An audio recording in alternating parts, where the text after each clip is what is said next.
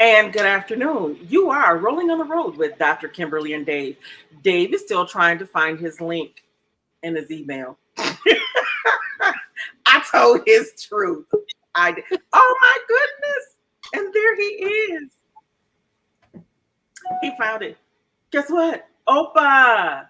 Opa! Doctor and doctor. So today I have on my doctoral stripes and my honor cords because I am the smart doctor friend. That is good. Okay. So does it look like we're waiting? Like I got a big face. Okay. Hey, it says we're live, Dr. Kimberly.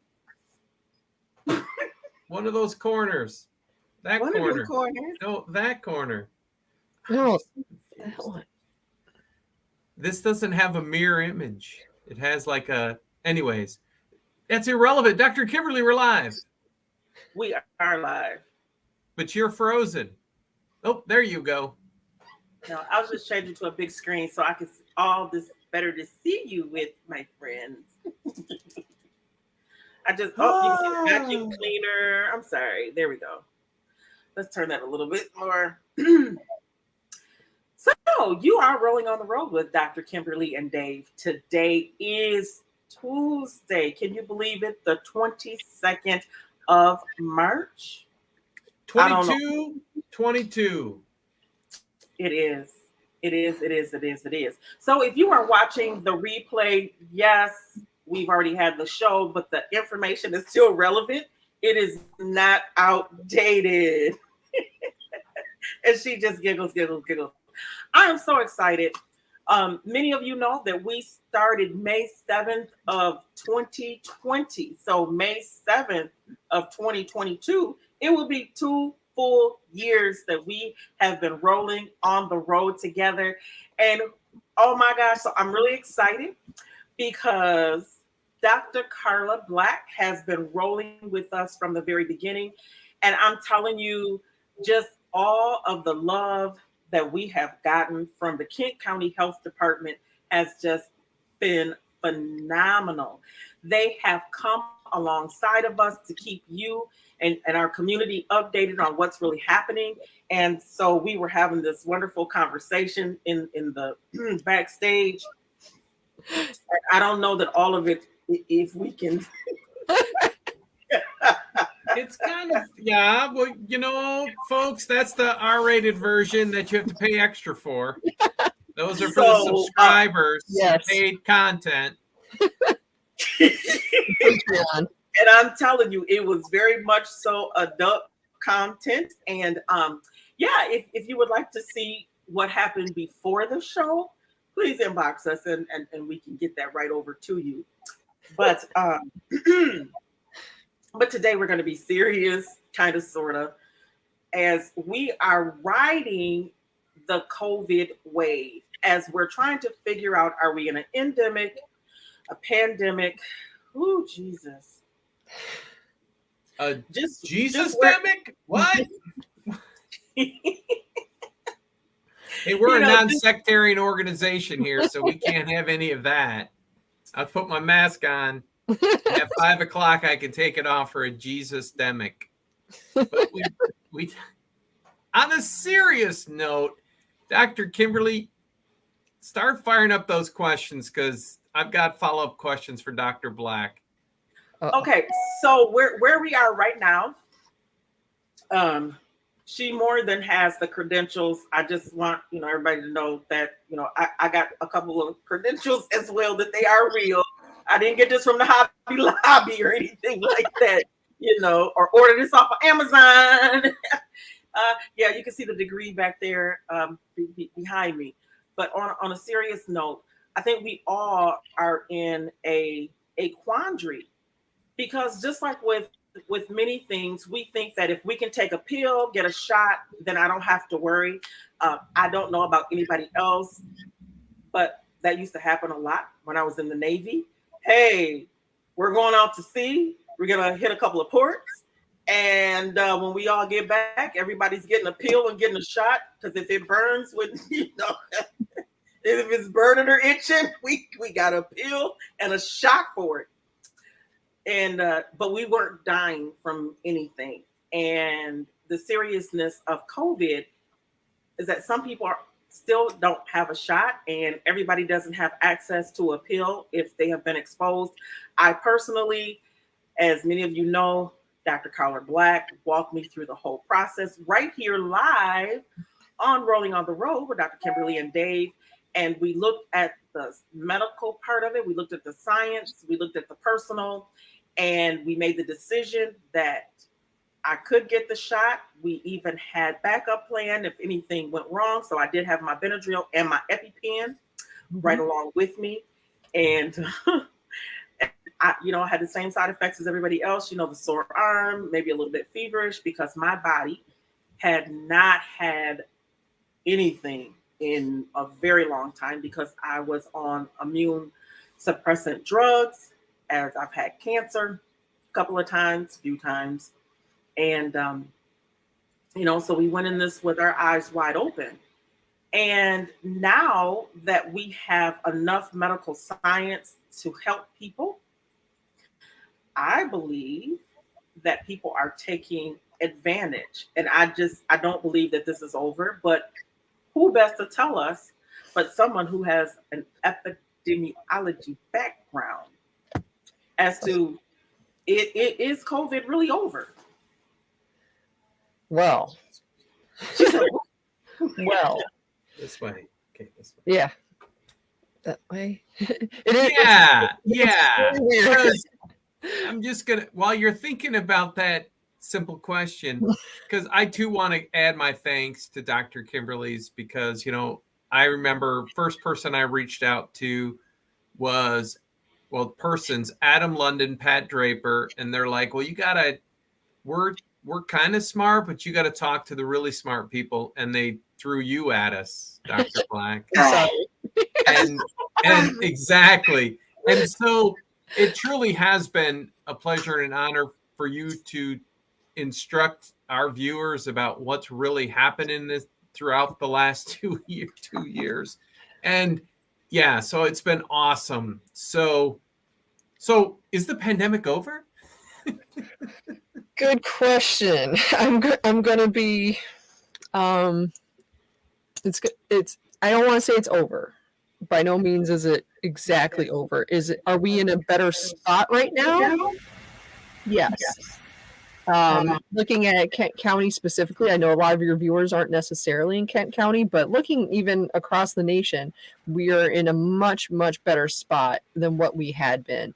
In Kent County specifically, back in December, January, we were in a really, really bad spot. Honestly, we were having over 1,000 cases a day in Kent County, which is just astronomical. I mean, you can't even keep up with those types of things.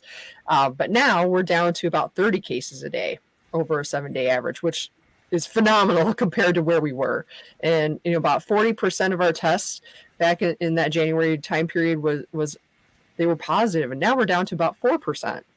So overall, we're in a much better spot. Has COVID gone away? No, we still have cases out in the community. I think I got a scratchy throat. I don't even know the symptoms anymore. I just was like, because Obama had a sketchy throat, and we was hanging out last weekend, so I thought. And the symptoms are still the same. I mean, so it can be scratchy throat, coughing, runny nose, even. I mean, there's a little bit of everything that comes with COVID, even sometimes, diarrhea. There's a little bit of everything when it comes with COVID. And so I got COVID every day. Or is that my medication? I don't know. If you have new symptoms, things that are not typical for you, we still have testing out in the community. Especially, I know, so like Walgreens and other pharmacies are still doing testing at this point. You can still get tested. Mm-hmm. Typically, it is. I would say check. Yeah, the last time I did one, it was still free. I would check with the location first just to make sure that they haven't changed anything. But typically, they're still free from what I know. But like I said, just make sure before you pick one, just to call and make sure. Because I know some, if it was more related to travel, that they would try to charge.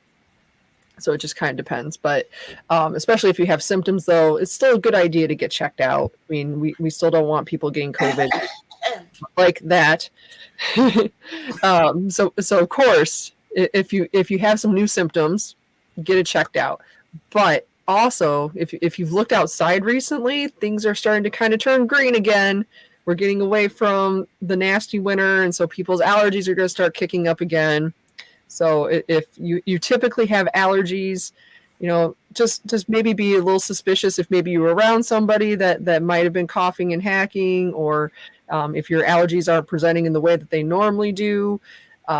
Definitely try to go get a test just to make sure, because you don't want to spread COVID if that's what you have. But fortunately, like I said, COVID's pretty much on the downswing for a lot of us across the United States. There are some places that are a little bit high still, but overall, for the most part, most people are looking a lot better than what they had been. Well, the wacky thing is, was it 2 Saturdays ago? I wandered through Meijer's store. I wandered through a local retailer, and like 3 months ago, you couldn't find a COVID test if you had to. Then the president mails each of us. I don't know how he put those stickers on all by himself, but he mailed all those 2 tests or 4 tests to all of us. 4 tests to all of us. And so when I walked in, well, they're at this retailer because, like, in the middle of the aisle where they put like their sales items, there were like 2 or 3 pallets collecting dust. I mean, everybody is, when as Dr. Kimberly said, there's, I go to church with about 1,000 people on Sunday, and there were 3 of us with masks on. And you wander into a retailer of any size, and nobody has masks. Sometimes the people on the other side of the checkout will have them, but it's like, what should we be doing, Dr. Black? Well, I'm going to refer back to the CDC guidance. So in terms of the CDC guidance, currently in Kent, we are considered in like the low category. And so what they're saying for low category means that, stay up to date with your vaccinations and get tested if you're ill, at least with symptoms that are coinciding with COVID. Dr. Kimberly, go get tested. Thank you. See, I needed to. Where's my husband? See, I had a professional tell me I need to be tested. Yes. So really in that low rate, make sure you're up to date on your vaccinations and get tested if you're symptomatic. However, at the medium risk level, that's when we start to say, okay, for those that are more high risk, we really want people to start kind of considering wearing masks. Talk to your doctor, see what that looks like. But if then we get into that high level category, regardless of vaccination status, you should be wearing a mask. So because right now we're at low, the masks are more of are by choice. I still wear my mask out in public. I as a public health professional and as a person who's had to watch all these numbers over the course of the pandemic, I still very much am very, very concerned about all of this. And so it just, as a matter of social responsibility for me, it makes me feel better that maybe if I do have it at the time or whatever, I feel better wearing my mask. But for those that aren't in that boat, that's okay too. We would prefer people wear masks, but it's, we're at that low level. And so of course people, have their right to choose. So my question is, will this have an ebb and flow like the flu?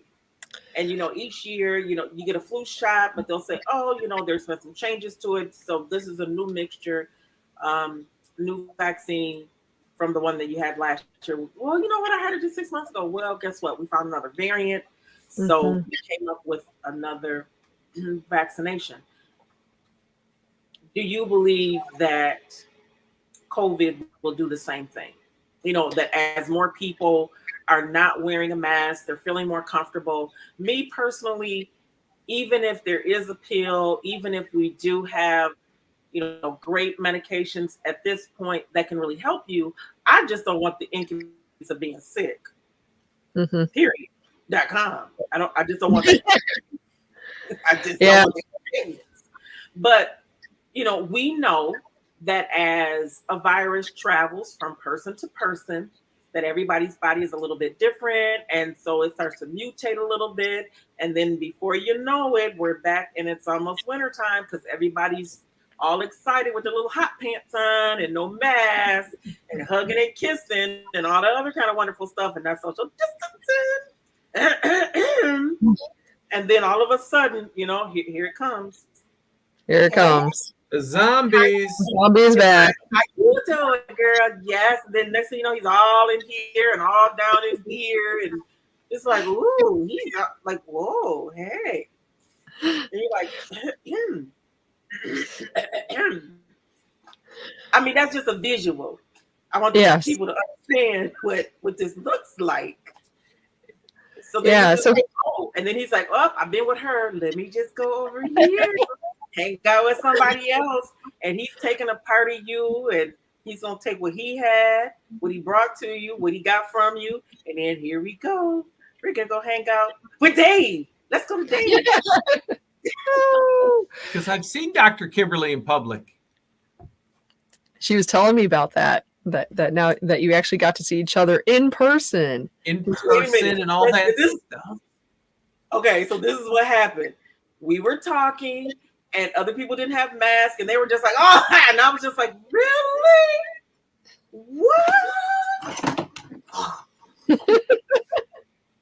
I was putting on top of my mask and, because I had my mask on, but I was like, in case of just.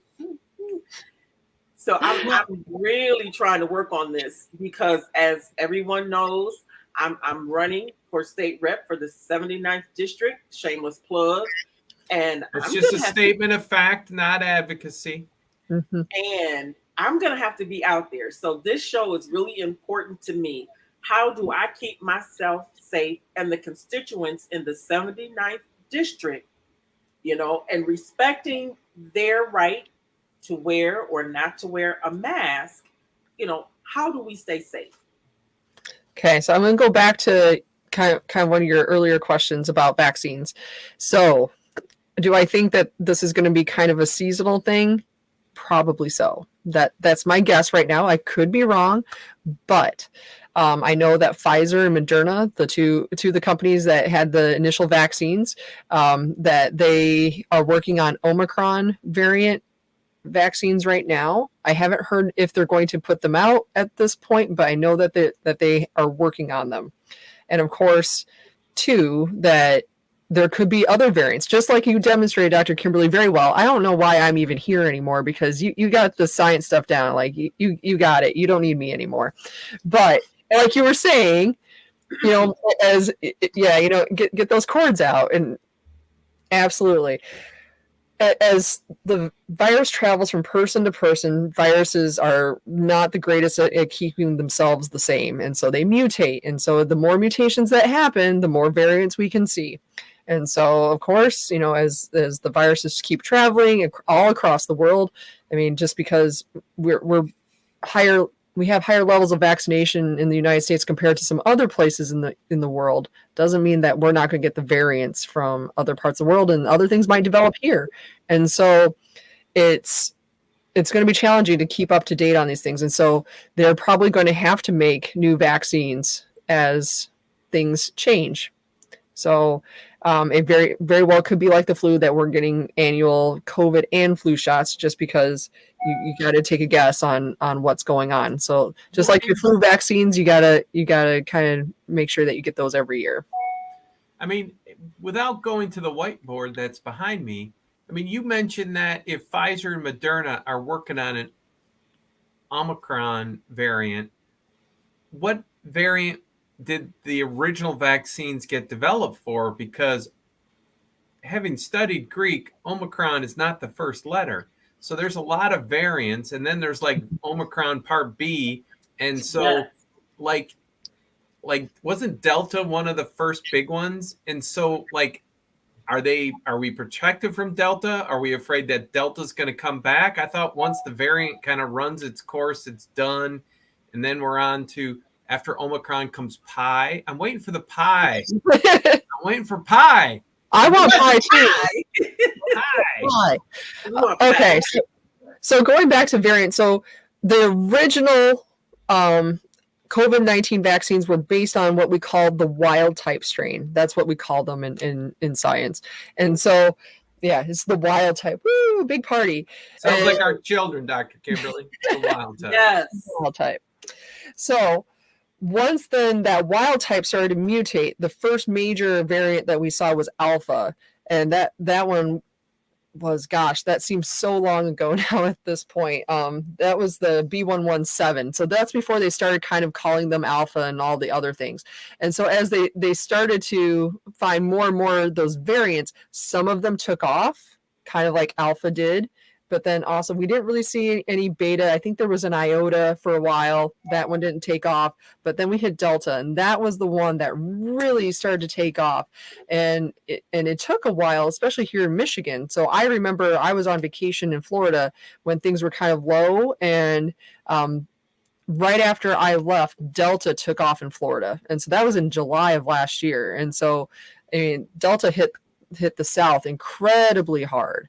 And so they kind of had that July, August blow up with all their cases, whereas in Michigan, we didn't get Delta really hitting us until much later in that wave.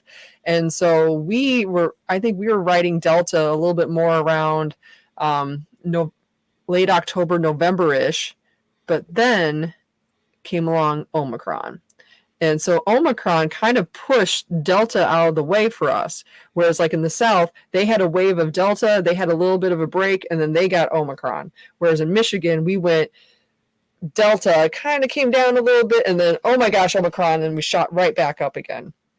And so just kind of depending on the variant and the properties of the variant, you could end up with something that's a lot more transmissible. So that's kind of what we saw with Delta and Omicron. So Delta was running through our community, but Omicron had more transmissibility. But also the thing was that Omicron wasn't making people nearly as sick as Delta. And so that makes it easier to spread too, because people are like, oh, I'm not that sick. I didn't, or they don't even notice that they were sick necessarily. Like, oh, I just had a sniffly nose. And so they went over and saw their friend. And so then that person got the Omicron variant, and it just kept going and going and going. So now we have the other Omicron variant now we call BA2. And so they're saying that BA2 is actually, I think, about 30% more transmissible than the original Omicron. So not good news on that. However, the good news-ish, I guess I'll say for Michigan, is that we just kind of came off of Omicron not too long ago in the last month. And they're seeing that people that have had that initial BA1 of Omicron actually have some really good protection against BA2.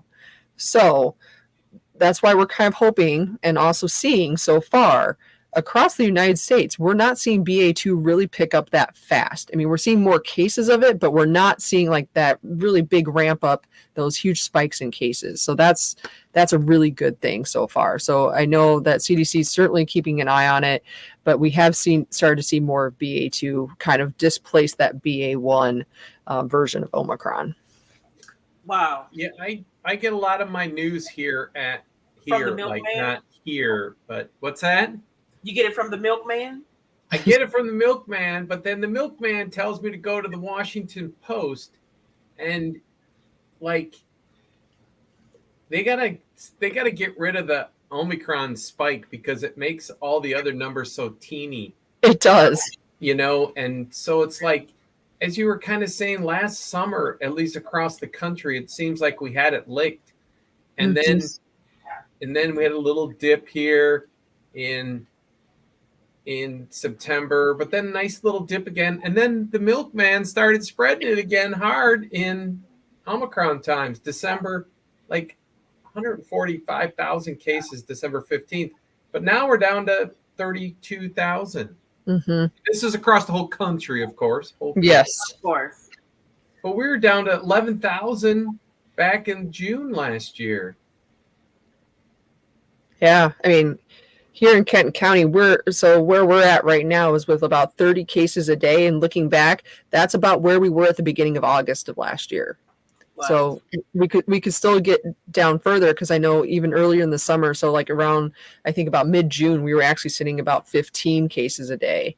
So if we could get back there, that would be even better. I would love 0 personally. That would be fantastic. Absolutely. But as there are still people susceptible to COVID, those that haven't had COVID yet, or haven't been vaccinated, or if their vaccination has waned, you can still get it, but with your vaccine, you're still a lot less likely to end up in the hospital or have severe disease. And so even though right now we don't have a lot of COVID running around our community, if you haven't been vaccinated, it's still your best protection at this point, just to make sure that you stay out of the hospital and having severe illness.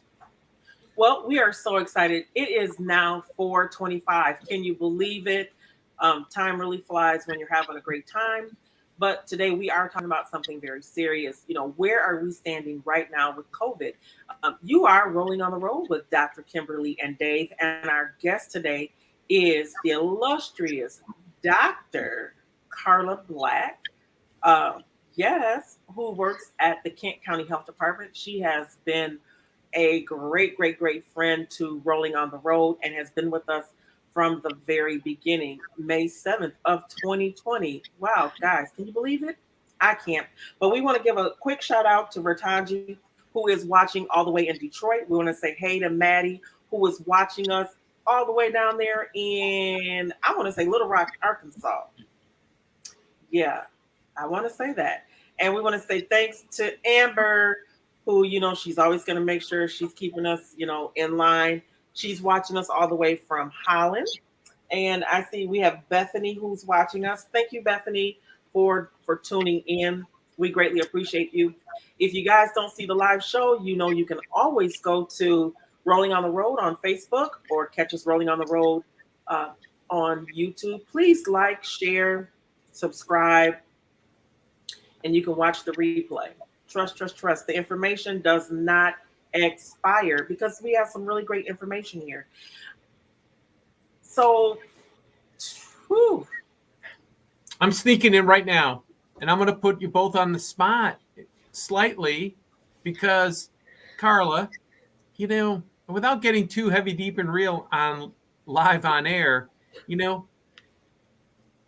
how are y'all doing at the health department? It's got to have been one heck of a 2 years, and Dr. Kimberly has those pastoral skills. So, how are y'all doing?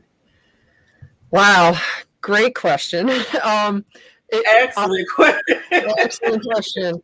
I'll specifically speak for myself and a lot of my coworkers.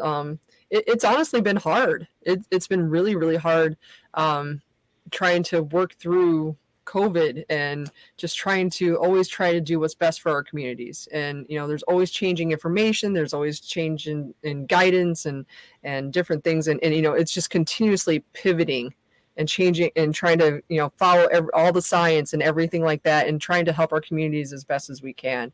And so it's been exhausting, to say the least. And since COVID has kind of, taken a downward turn, now we're all trying to kind of figure out, well, what are we doing now? How do we go back to our normal services and try to kind of reclaim public health as it was? And then for a lot of people, they didn't know what public health really was before COVID. And so they think, oh, well, public health, they're the ones that are, writing orders and making us wear masks and stuff like that. Whereas, that's not typically us. We do have some enforcement pieces, because we're the ones that are going out and inspecting your restaurants to make sure that you're getting served safe food. But also, we do track diseases on a daily basis, but we also have things like, vaccines in our department. We also have home visiting programs that we go out and visit new moms and babies to make sure that they have good, adequate food. We also inspect pools and campgrounds and everything like that. And so, trying to reintroduce people to public health, not as, the enforcers of COVID or anything like that, but now, hey, we were here before. Let us tell you what we normally do. And so just trying to get back into that frame and trying to let people know, hey, we're still here and we're just not the COVID people. So just trying to kind of get out of that adrenaline rush too, because I think a lot of us have been living mostly on adrenaline and caffeine probably for the last 2 years too. There you both. Yes, I think we went to the same place. Yeah. I just got water. That's all I can do. So we're really just trying to, try to get back into that state of, okay, now we're getting back to more of a normal. And so that just feels kind of weird at this point. But one of the things that we're really excited about at the health department is that we actually celebrate Public Health Week. And so the National Public Health Week is actually the week of April 4th. But of course, that is spring break. And so we can't do that in Michigan. So Michigan kind of has their own Public Health Week, and so we actually celebrate the week after. So the week of April 11th we'll be celebrating. So we're looking for some ways to help celebrate our staff and let them know that they've been appreciated. And so really looking forward to that. And I'm actually attending a conference here very soon with all of my public health preparedness friends across the nation, and I think there's going to be a lot of just like, we made it, we're here. And so I think that's where I kind of come in, because one of the things that I have found that if they didn't have depression, they have it now. The depression, the anxiety, survivor's remorse. Mm-hmm. I think that, or survivor's guilt, as we call it in the military. Just the number of people that when they did come back, that, oh my gosh, they looked around and there were so many people who were just not there anymore, and dealing with the fact that they never got a chance to say goodbye. Mm-hmm. Okay, I'm not going to cry right now, but I think that has probably been the most difficult thing to walk everyone through, is not being able to say goodbye and giving, so if you're watching today or you're watching the replay, some of the exercises that we've done is you can write a letter and just say, what you think, what you feel, get a picture, put it in the chair, and just have that conversation, because it helps a lot when we get things out of our head.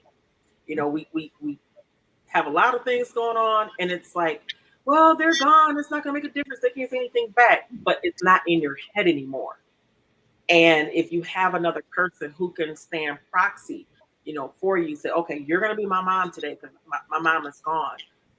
The other piece, the number of children who have been left without a parent because, it was a single mom, it was a single dad that got COVID. Hey, I just need to go to the hospital. I'll be right back, and never came back. Or, you know what, I'm just going to go lay down, and they never got back up. So something that they didn't understand to begin with, and there weren't a lot of answers. And now that we have more answers, well, they lied to me. And I have to tell people, you have to use all of your skills. You're going to have to. When you're a parent, we all know it. That first child, you basically want people to come to your house with a hazmat suit on. We're just like that. But by the time we get to the second and third one, oh my gosh, they can roll around, eat the dog's poop, share food with the dog, and you're great with it because it's okay. And what you didn't know with the first one, you learn by the second and third one. And so you change. And I tell people, you have to understand that we really didn't know what we were doing with the first ones. We are so sorry to the firstborns. We really apologize. I apologize on behalf of all parents who have more than one child, or even maybe you had multiples like I did the first go around. We apologize. We really, really do. I even had to tell my youngest. He goes, well, why you couldn't be like this, 10 years ago? Well, 10 years ago, I wasn't the same person and didn't have all the knowledge that I did. And we all deserve a right to be able to grow up and space that, to come back to apologize. Well, I didn't know that then, but I know it now. Well, why are you changing? Well, because I have more information. And so I think it was there are transferable skills. We need to look at it differently and not hold, those such as yourself and others to a higher standard than what we did for our own selves. Mhm. We have to really think about it that, oh, guess what? They didn't know all of this. They're learning just like we are. Give them a break. That's all I can say. Have some grace and some mercy. But probably the biggest thing was the social piece of it, being socially distanced Mhm. and dealing with the loneliness or feeling alone, and that no one else is in the house with me experiencing this. I think that was probably um, a big part, talking people through when they were at home experiencing COVID symptoms and they were told to stay at home, because we're overrun right now. And if you can just stay there and, if your symptoms get to be, if they're here, or stay home, but if they come to here, then we need you to come in. And what happens if I'm a single parent and I have other children? Yeah. From your standpoint, we're looking at the science of the medical piece of it. I had to look more homogenous, on the micro, on the personal level, that there's more to it. And as you know, I had to call you and say, hey, oh my God, this is what's happening. And to find out that other counties were not as progressive as Kent County. So helping another county to come on, this is the way you need to do this. And having had the show, having had the skills, I think I've told you thank you a million times. You're just like, okay, girl, you're making my head blow up. Oh, I can't get to the door. But just to have the relationships that have formed because of the show, Mhm. and having the language and being able to talk to a whole other county and say, look, this is what this is what it looks like. And I'm telling you, for them to come out to a family and test the entire family and help them get services. Okay, I'm not gonna cry, but I'm telling. Thank you, You're welcome. thank you, thank you, because it hit right here, and you walked me through it. You rolled alongside the wheelchair, but to see the impact that Kent County, what it means to be a leader. I think that's probably the biggest piece, is what it truly means to be a leader and get down in the trenches with people and walk them actually through it. Yep, we can talk about the numbers all day long. We can talk about, well, this is what we did here. This is what the CDC says. But to be on the personal side of it. Yep. Thank you so much. Just, I mean, and I'll say this for the people that work at the Kent County Health Department. We're here to serve. That's the thing. Our staff are just amazing. Just amazing. they are. I think we're having a moment. We're having a moment. But I'm telling you, Dave, I love the way Dave will say, he talks about the numbers when he goes in, how exciting it was, for that almost $1 million grant that came through. But the part that everybody says, oh my God, you're famous. I said, what are you talking about? I thought I already was. Yeah. Oh, I'm sorry. Did I say that out loud? Yeah, I have some humor there. We were getting a little bit serious. People need that relationship. They need someone to be able to identify with, that exactly what I'm going through. It's not about the numbers. It's not about, policies and procedures, but in that moment, in the moment. And I love it. Dr. Adam London was the same way when we talked about I'm sorry, sorry. We just got a comment. It says, may I suggest that Dr. Karla return with the milkman as our special guest?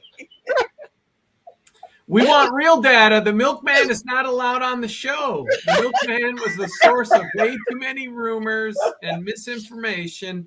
No milkman allowed. So we're keeping the milkman and his cousin and his uncle's friend's brother away from the show because we've got the facts up here with Dr. Karla. So no milkman. No milkman. I'm just saying, I got to put my foot down, Dr. Kimberly. No milkman. No. We're not going to give that joker any credence and time on our microphones. I'm simply saying. He said, when she said, oh, come on, Mr. Dave, we created a platform where all spices matter, all voices. No. I'm sorry. No milkman today. Voices, spices, it's all good. Now, since we're not being recorded and we are trying to be serious here, and we're not broadcasting to 50 states and 9 nations, Dr. Karla, if you had to take your crystal ball out, what do we have to do to avoid as much of the wackiness in the future? Because I'm not going to ask you. Thought I was going to ask you what's a year going to look like, because we thought, again, we're not going there. But what's the most important thing for that crystal ball to be clear and the milkman to stay away? Oh gosh, rumor mongering. Yeah, because our viewer did ask, should we still wear our mask? And hey, Jeff McCory, thank you so much for tuning in. So the thing is that pay attention to the numbers, pay attention to what's going on in your community. Wearing masks really does help that stop of disease spread, but also same thing with vaccines too. If you haven't been vaccinated, still get vaccinated if you can, if you're able to. It's safe, it's effective. Please, it will help keep you out of the hospital. It might not stop you from 100% getting COVID, but we really want to keep people out of the hospital and have them return home to their families, always. In terms of misinformation and Mr. Milkman, try to find credible news sources. Just because you find it on the internet does not mean that it's right. I've seen so many memes and different things on Facebook and, graphics on Twitter and just people make stuff up all the time, unfortunately. And so really try to find good, credible news sources about COVID. That means finding your local health department. If you're in Kent County, make sure you visit us at accesskent.com. And, you can get really good information there. But, also look at the CDC, look at your state health department. There's a lot of really good information out there. But, if you're seeing, URLs or web addresses that sound way off, question it. Just kind of sit back and say, is that real? And do some fact checking, because anyone can say pretty much anything on the internet at this point. And so we really want to make sure that people do find those credible sources for their information, not the milkman. Avoid the milkman. Or his cousin or his brother. And of course, now the milkman probably had the right information, and the milkman was probably reading directly from the CDC website. But we've all played the telephone game in youth group or other things. And by the time, all we have to do is go to CDC.gov as opposed to try to keep telling it over, So maybe I won't think so poorly about the milkman. I'll blame it on the telephone game. Yeah, definitely. But go to that original source, accesskent.com, CDC.gov, HHS, Michigan Department of Health and Human Services, CDC.gov. Yeah. Lots of really great ones out there, but just make sure that it's a credible source. Don't get your news from Facebook or any other social media necessarily, unless it's a credible account. So even then, how easy is it to go to CDC.gov? 7 characters. You're there. Yes. And, get that information. Trust your friends and verify. CDC.gov, accesskent.com. Trust and verify because, and think of all the great research you'll be able to read about Dr. Karla over the next few years as we start picking apart what really happened the last 2 years, right? Yep, we have a lot of things to write. Can you give me it's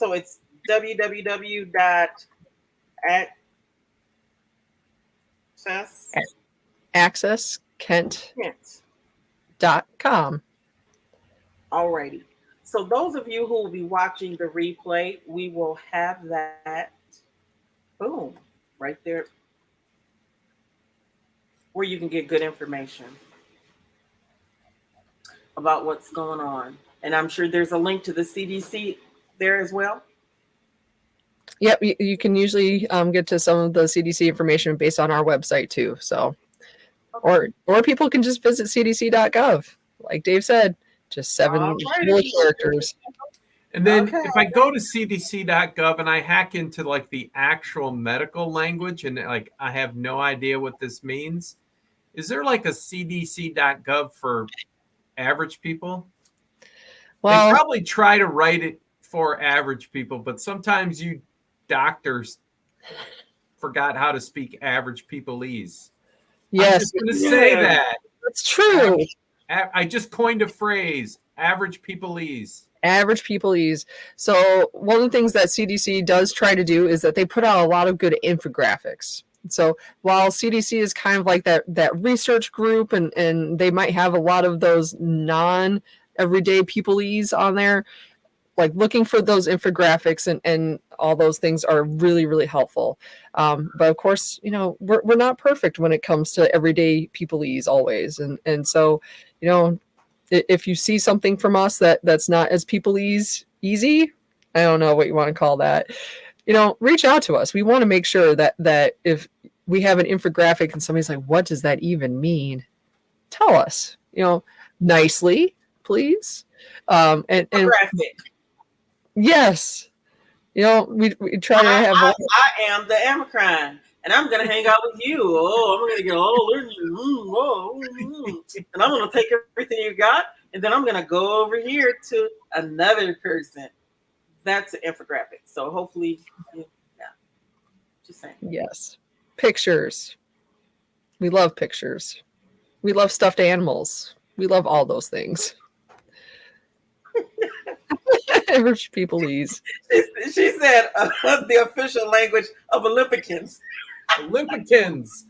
She listened to the special tour out at the Special Olympicans building. So we will have you, Dr. Karla, out for some community sessions in our new community room that's out at Special Olympics campus. But that we're not moving in. May 12th is the ribbon cutting.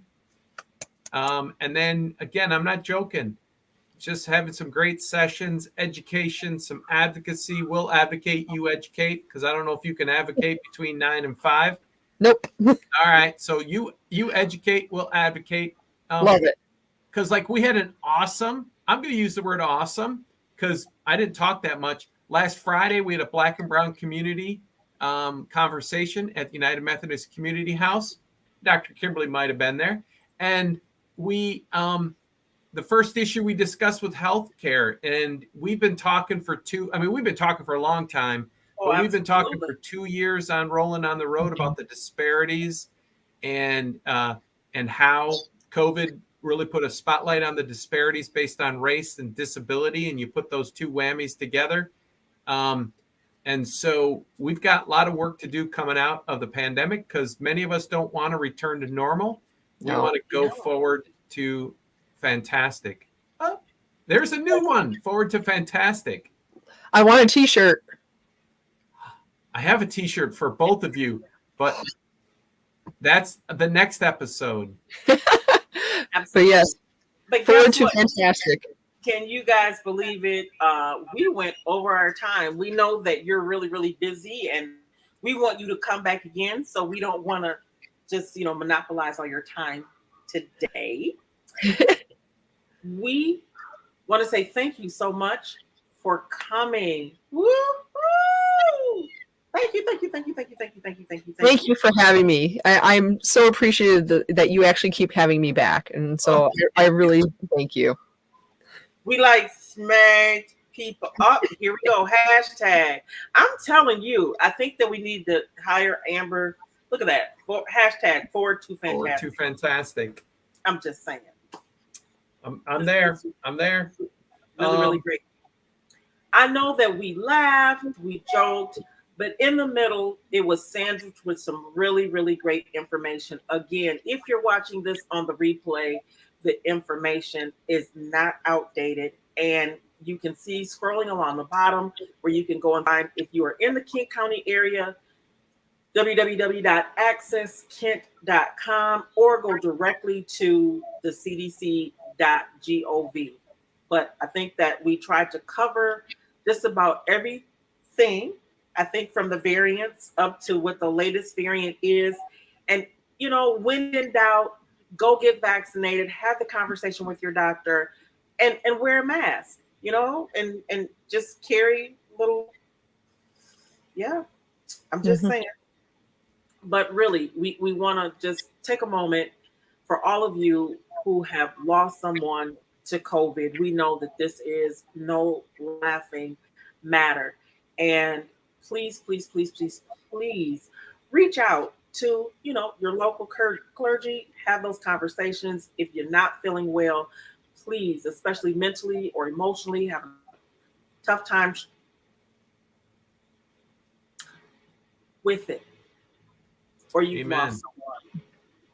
Know that here at Rolling on the Road, we care about you. You can reach out to us, and we'll make sure that we get you connected to the right person, to the right place. And as you can see, we have a great relationship with Kent County Health Department. And we also have a relationship with Ottawa County. So if you're in Ottawa County, please you are not alone. You really are not. I know it may seem as though nobody knows. There is somebody who has experienced something close enough to your situation that they can come alongside of you. There is. There really, really is. Awesome. This is here our last comment for today. What a pleasure to have you as today's guest, Dr. Karla. Thank you for the updated information and remaining a reliable source. And that you really, really are. And I think that will be our epilogue for today. So we'll see you again next Tuesday live at 4 p.m. with Rolling on the Road with Dr. Kimberly and Dave.